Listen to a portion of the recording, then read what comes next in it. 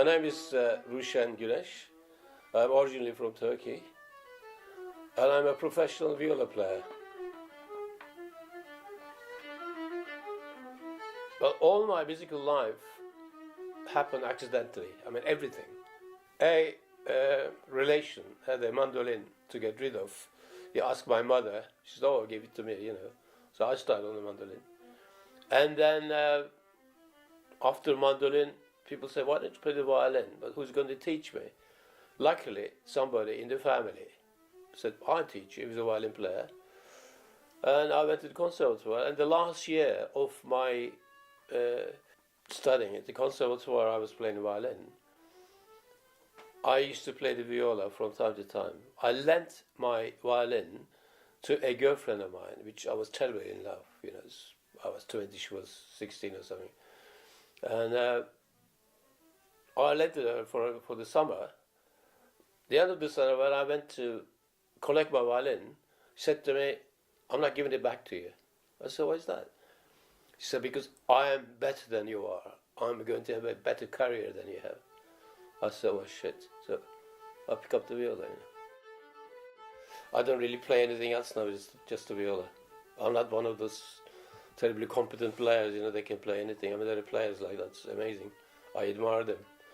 But I want to stick to this thing, try to overcome this.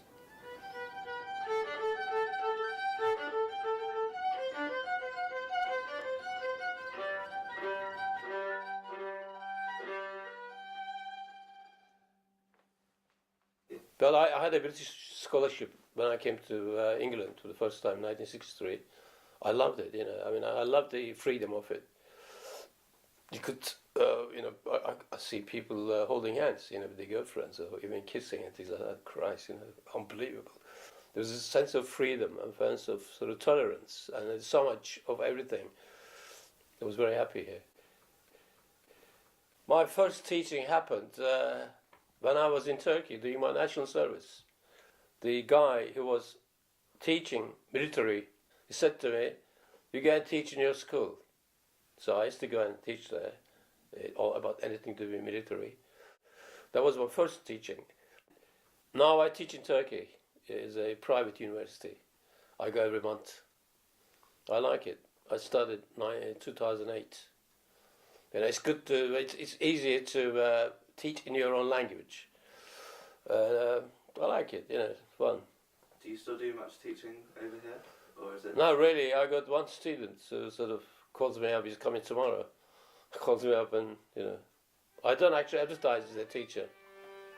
I don't think I could do it, all the time. When you teach people, you always actually find out about something. I mean, for instance, this triplet, which means 3 notes, one after another. His name is Jeremy. 1, 2, 3, 1, 2, 3. But he won't say that. When he plays it, 1, 2, 3, 1, 2, 3. Things like that. So I suppose some people can't do it. He's got this great help, because every time people ask him his name, he will say Jeremy. Jeremy. He doesn't say that. It's not full enough. How do you say your name? What's your name? What's your name? How do you say it? Jeremy. How do you do the last surname as well? Thompson. How do you say it together? Jeremy Thompson. Jeremy Thompson. Yeah. Well, you should have to say it like Jeremy Thompson. You said it. Is that Jeremy Thompson? It's not like Jeremy Thompson, is it? No. Jeremy Thompson. Jeremy Thompson. I am a professional viola player. Jeremy Thompson. Rom ba la la la di da. Things like that. I mean, discover things. It's always good. When you're teaching, you always feel something. Things happen to you. Things come to you. You start, talking, sort of analysing. Of course, it's a very selfish world. You are the only one. You're saying the right things. You are the boss. That gives you extra inspiration, I guess.